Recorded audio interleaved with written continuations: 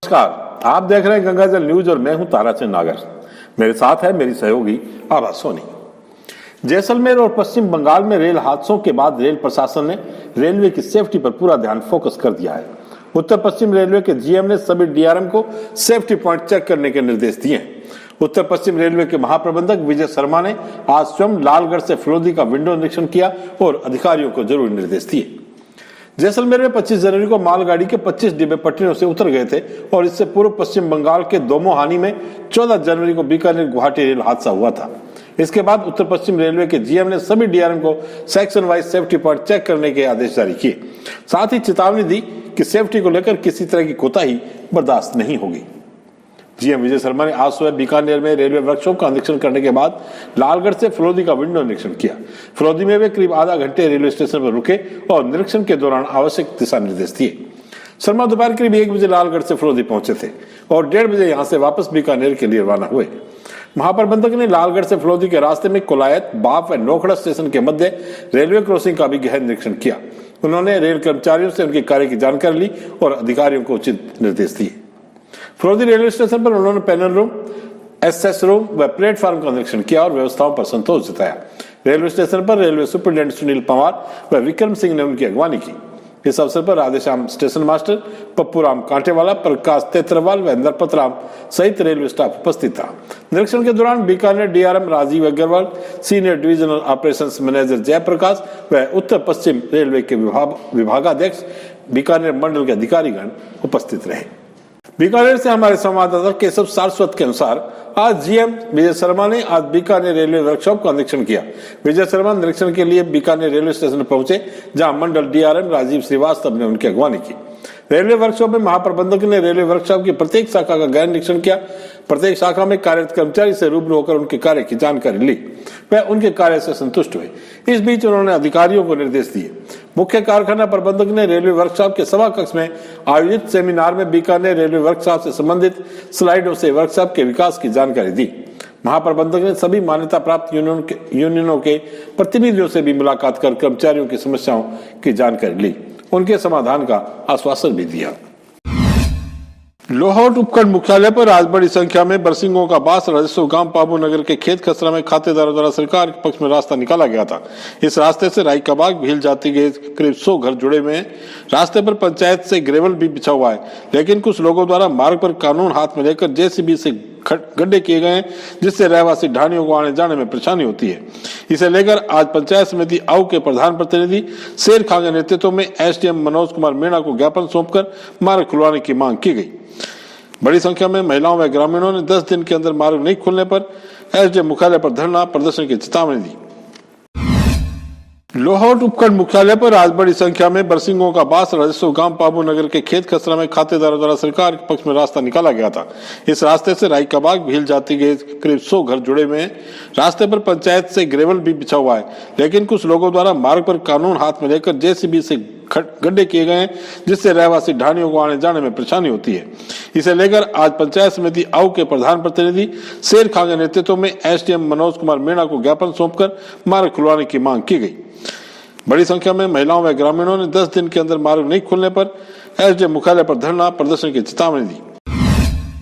Ward number 24 की रहने वाली लूनी देवी बिंजाराम को पालिकाध्यक्ष पन्नालाल व्यास ने आज प्रशासन शहरों की संग अभियान के तहत आवासीय पट्टा प्रदान किया। लूनी देवी 5 दशक से पट्टे से वंचित थी। आज जैसे ही पालिकाध्यक्ष ने पट्टा प्रदान किया, लूनी देवी की आंखों से आंसू छलक पड़े। इसके साथ ही झम्मू देवी, चौथी देवी को भी आवासीय भूमि का पट्टा दिया गया। इस अवसर पर पार्षद अनामिका मेघवाल व प्रदीप शर्मा भी उपस्थित थे।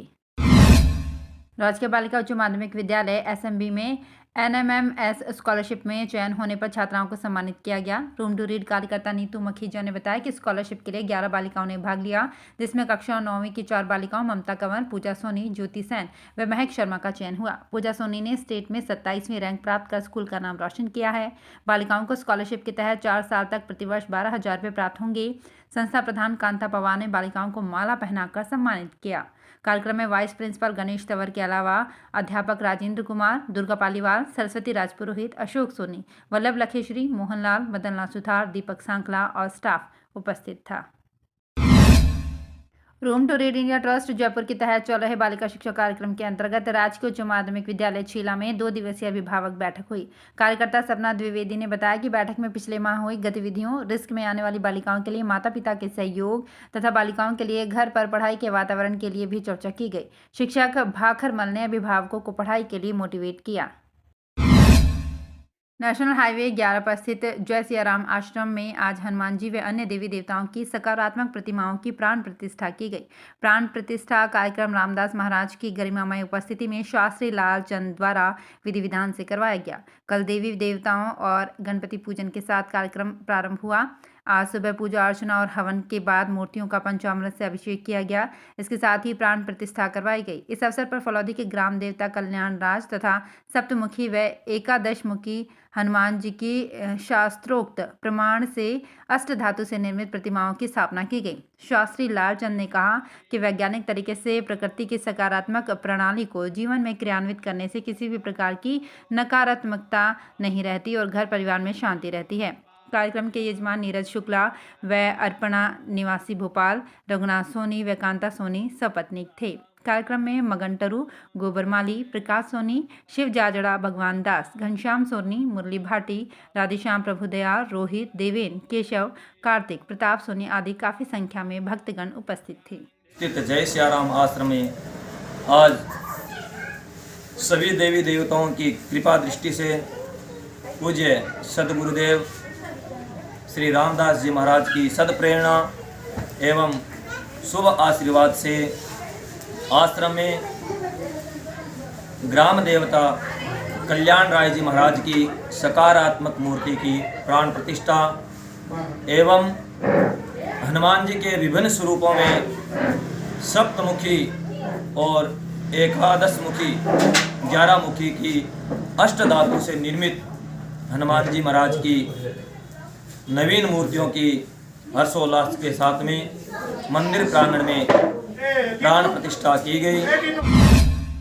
कृषि विज्ञान केंद्र के कार्य क्षेत्र के अंदर आने वाले घोषित गांव कालीमाली में आज कृषकों के यहाँ विश्व तिलहन दिवस मनाया गया। इस अवसर पर कृषि विज्ञान केंद्र के वरिष्ठ वैज्ञानिक एवं अध्यक्ष डॉक्टर सेवाराम कुमावत ने इस दिन का महत्व बताते हुए किसानों को दलहनों की पैदावार को बढ़ावा देना बताया।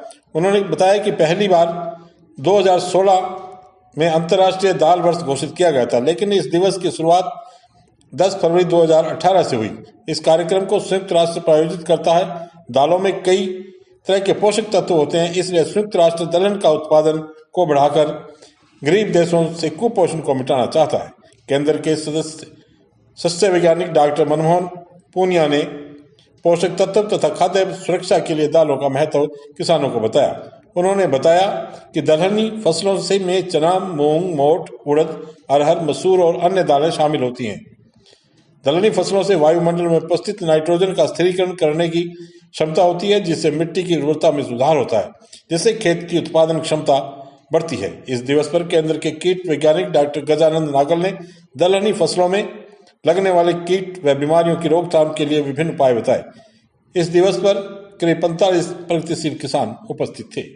इतने ही समाचार, कल फिर आपसे मुलाकात होगी। तब तक के लिए मुझे दे आज्ञा। धन्यवाद। शुभ रात्रि।